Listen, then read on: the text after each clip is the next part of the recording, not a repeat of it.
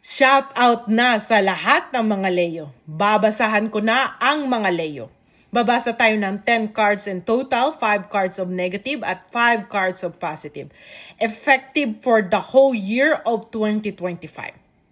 Ano ba ang dapat mong pagsumikapan ngayong 2025, mga Leo, para magkaroon ng katuparan ang mga pinapangarap mo ngayong 2025?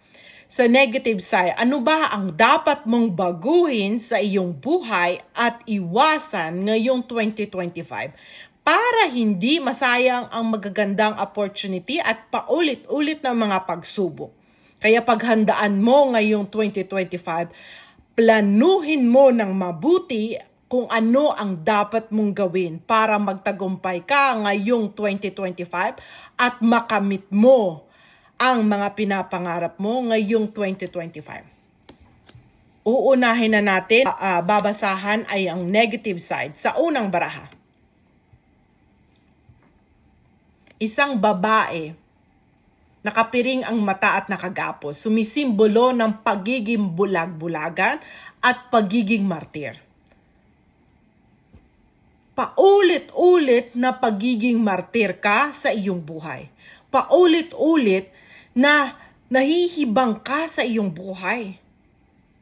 Magising ka, mga Leo. Huwag nang paulit-ulit na pagiging martir ang gawin mo sa iyong buhay. Ano bang nangyayari sa iyong buhay? Papalibutan ka ng espada, ibig sabihin ngayong 2025, papalibutan ka ng paulit-ulit na mga pagsubok ang darating sa iyo ngayong 2025. Hanggat na hindi mo baguhin ang sistema ng iyong buhay, hanggat hindi mo baguhin ang mga maling ugali mo, mga Leo, paulit-ulit kang magiging bulag-bulagan. Hindi ka nabubuhay sa reality, nabubuhay ka sa fantasy. Huwag mong hayaan na paulit-ulit kang nabubulag sa iyong buhay. Dahil paulit-ulit kang mahihirapan, hindi ka ba naawa sa iyong sarili? Mga Leo, paulit-ulit na lang ang darating sa iyong mga pagsubok. Paulit-ulit ka na lang mahihirapan. Paulit-ulit na lang ang pagiging martir mo at pagiging bulag-bulagan. Ngayong 2025, ganun pa rin ang mangyayari sa iyong buhay kung hindi mo babaguhin ang iyong buhay ngayong 2025, mga Leo. Pangalawang baraha. Ama, ina, anak nakasakay sa bangka. Paano tatawid kung tadtad ng espada? Ibig sabihin, dadaan ang iyong buong pamilya sa pagsubok na ito. Kaya, mga Leo, baguhin mo na ang iyong buhay ngayong 2025. Kung nais mong maging maayos at maging maayos ang sitwasyon mo, kung nais mong makamit ang magagandang opportunity at ang mga pinapangarap mo ngayong 2025, sinasabi dito sa unang baraha mo, huwag ka nang magiging bulag-bulagan, huwag ka nang magiging martir sa iyong buhay. Sa pangatlong baraha, ngayong 2025, dadaan ka sa pagsubok ng kalungkutan sa iyong buhay. Magiging depressed ka dahil sa mga pangarap na hindi nagkaroon ng katuparan. Meron ka pang isang kahilingan na gusto mong magkaroon ng katuparan. Paano magkakaroon ng katuparan? Kung paulit-ulit kang magiging malungkot at paulit-ulit kang magiging bulag-bulagan at ulit-ulit kang nagiging martir sa iyong buhay. Ito lang ang mangyayari sa iyong buhay kung hindi mo babaguhin ang sitwasyon mo. Nasa sa iyo kung gusto mong baguhin ang iyong buhay. Nasa sa iyo kung gusto mong maging masaya. Nasa sa iyo din kung gusto mong baguhin ang sitwasyon ng iyong buhay. Kung nais mong maging masaya, kung nais mong papasok ang pagpapala ng ating Panginoong Diyos, baguhin mo na ang sistema ng iyong buhay. At sa pang-apat na baraha, paulit-ulit na pag-iiyak Nagsisisi, kalungkutan, kabiguan, dala ng ibang tao. Itong espada na nasa dilim, paulit-ulit na mga pagsubok ang darating sa iyong buhay. Tamo, sinasabi sa baraha mo, paulit-ulit na pagsubok, umiiyak, nagsisisi, kalungkutan, darating ka sa pagsubok, sa iyong buong pamilya, nagiging bulag-bulagan ka. Kita mo? Ang daming espada yan. Papahirapan mo lang ang iyong buhay. Ano ba ang dahilan na hihirapan ka? Kasi nagiging bulag-bulagan ka. Maawa ka sa iyong sarili. Ito lang ba ang gusto mong mangyari sa iyong buhay, mga Leo?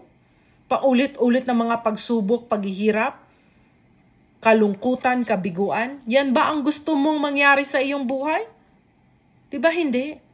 Kaya kailangan mo nang magising. At sa panghuling baraha, isang magsasaka, nagtanim siya, namunga na maganda, pero tignan mo ang kanyang muka. May kalungkutan sa kanyang muka dahil may kulang pa sa kanyang buhay, at ang kulang na ito ay hindi material. Itong bagay na ito ay magpapasaya sa iyo. Kaya, gawin mo ang dapat mong gawin. Alam mo, mga Leo, ang dapat mong baguhin sa iyong buhay. Baguhin mo ang iyong sistema. Baguhin mo ang iyong ugali. Huwag nang paulit-ulit ng mga pagsubok ang darating sa iyo. Huwag mo nang hayaan na paulit-ulit muli ang darating sa iyo ngayong 2025. Kung nais mong maging masaya at kung nais mong hindi masayang ang magagandang opportunity na darating sa iyong buhay, kailangan mo nang lumaban. Paglabanan mo ang iyong kahinaan. Paglabanan mo ng mabuti para papasok ngayong 2025 ang papagpala ng ating Panginoong Diyos. Punta naman tayo sa positive side. Ano ba ang dapat mong pagsumikapan, mga Leo, ngayong 2025 para magkaroon ng katuparan ang pinapangarap mo ngayong 2025, mga Leo? Sa unang baraha, darating ang oras na makakaangat ka sa mas nakakarami dahil ang iyong wants ay may corona. Ibig sabihin, meron kang magandang purpose sa iyong buhay. May mabuti kang puso, mga Leo. Pagpapalain ka ng ating Panginoong Diyos. Papalibutan ka ng wants, ibig sabihin, marami ang darating na magagandang opportunity sa iyong buhay ngayong 2025. Kailangan mo lang baguhin ang iyong sistema ng iyong buhay. Kailangan mo lang wag nang magiging bulag-bulagan at magiging martir sa iyong buhay ngayong 2025 para papasok ang magagandang opportunity sa iyong buhay. Kasi kung hindi mo babaguhin ang mga maling ugali o maling sistema ng iyong buhay, hindi rin papasok ang magagandang opportunity sa iyo, mga Leo. At sa pangalawang baraha, kung babaguhin mo ang iyong buhay ngayong 2025, mga Leo, darating ang oras na mapapalibutan ng iyong buong pamilya ng property. Pagpapala, magagandang opportunity. Magkakaroon ka ng masayang pamilya. Magkakaroon ng katuparan ang mga pinapangarap mo ngayong 2025, mga Leo. At sa pangatlong baraha, the Lovers. Gagabayan na ng ating Panginoong Diyos ang buhay pag-ibig mo, mga Leo. Sa mga Leo naman na walang love life, magkakaroon ka ng love life ngayong 2025. Magkakaroon ka ng masayang love life, nagtutulungan, masayang love life dahil nandyan ang Panginoon na pinapatnubayan at ginagabayan ang iyong buhay pag-ibig. At sa pang-apat na baraha, papalibutan ng iyong buong pamilya ng mga pentacles. Ibig sabihin, pagpapalain ka ngayong 2025 ang iyong buong pamilya, mga Leo. Papasok ang kasaganahan. Papasok ang mga pinapangarap mo para sa iyong buong pamilya. Magkakaroon ng katuparan ang pinapangarap mo para sa kanila. Pagpapala ng ating Panginoon Diyos, blessing ngayong 2025. Dahil sa mga pagsumikap ng ginagawa mo ngayong 2025, papasok ang pagpapala ngayong 2025. Magkakaroon ka ng buhay pag-ibig na masaya, nagkakaunawaan at nagtutulungan. At masayang pamilya ngayong 2025 dahil makakamit mo ang mga pinapangarap mo para sa iyong pamilya.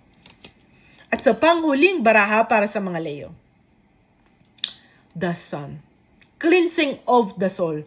Paglinis ng puso't isipan. Ano ba ang balon ng kasaganahan? Balon ng kasaganahan ay pagpapala na nanggagaling sa ating Panginoong Diyos. Kung nais mong papasok ang balon ng kasaganahan ngayong 2025, kailangan mo lang linisin ang puso't isipan mo. Ipagkatiwala mo sa ating Panginoong Diyos lahat ng kalungkutan at hindi magandang nangyari sa iyong buhay. Kabiguan, i-cleanse mo ang puso't isipan mo, baguhin mo ang iyong sistema ng iyong buhay, huwag ka nang magiging bulag-bulagan. Yun la ang susi para papasok ang balon ng kasaganahan, papasok ang pagpapala ng ating Panginoong Diyos na magagandang opportunity para sa iyo at para sa iyong buong pamilya, mga Leo.